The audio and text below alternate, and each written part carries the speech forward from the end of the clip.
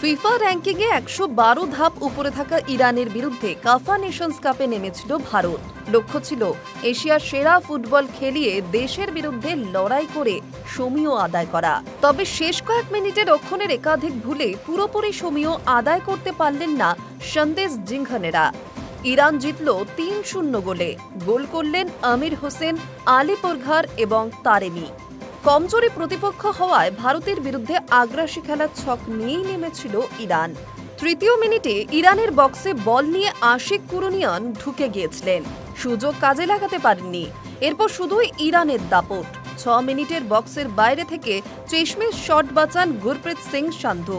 ধীরে ধীরে চাপ বাড়াতে থাকে ইরান। পরপর ৩টি কর্নার পায় তারা। প্রতিটি কর্নারের ক্ষেত্রেই গোল হওয়ার সুযোগ ছিল, ইরান কাজে লাগাতে পারেনি।